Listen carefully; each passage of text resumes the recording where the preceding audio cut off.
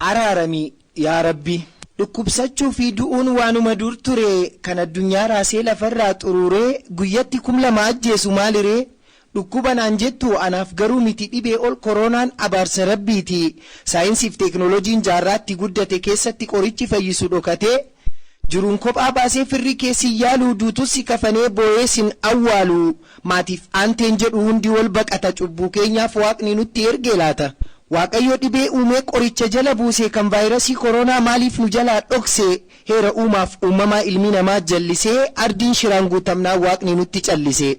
Fiixee qaroominaatiin namni kararraa maqee irree wal agarsiisa teeknooloojii kalaqee beeyladaan tokko taanaan namoonni dhabee duudhaa aadaaf safuun dhidhimee dhiiratu dhiira fuudha. Daa'imman jiruun gumnaan furgussee misaa'ela harree fi saree faanaa ifattuumee gaa'ela cubbuun lafa dhuunfattee uffiftee kaabaa kibbaa jaalalaaf naatoo doomsee waliif qaratee jibba lakkaayameen dhumatu balleessaan keenya dhibbaa.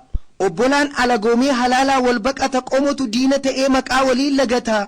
Kan qabu quufee nyaata ofitti cufee hulaa waan dhandhamullee dhabee ollaan agabuu bulaa.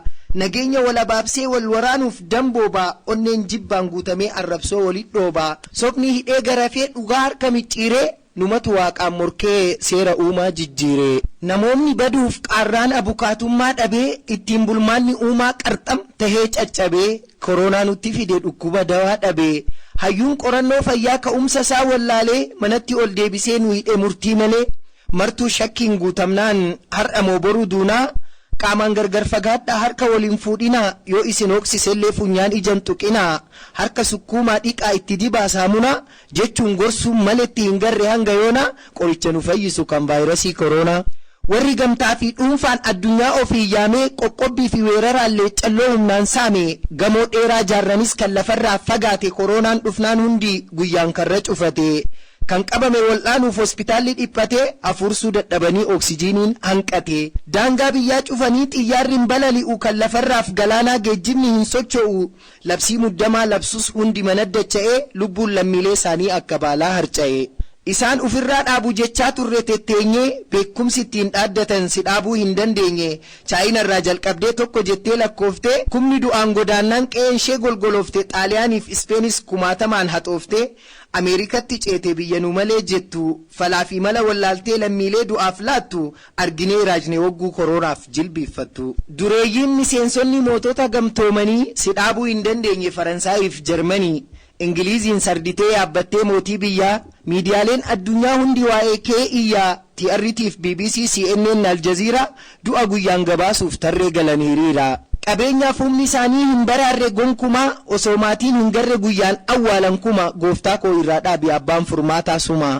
Dureeyyiin kaase malee biyya lafaa wal ga'ee Eeshiyaa fi Afrikaa hunda keessa faca'ee hiyyeessa hojjatee jiraatu guyyaanii dhorkuuf deema jiruu harkaa gara afaanii.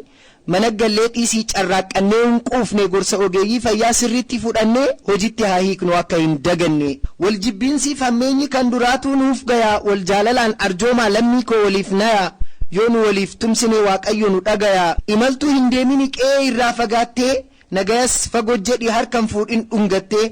Nama kamuurraa siiqi biran taa'in maxxantee harkisaa qulqullaa'u yeroo hunda dhiqattee ciqileedhaan ukkaamsi tasa yoo haxxifatte ho'i qaamaa dabalee tarii yoo of shakkite saffisaan tarkaanfadhu gara dhaabbilee yaalaa qoratamtee of baruunsiif ummataafis fala.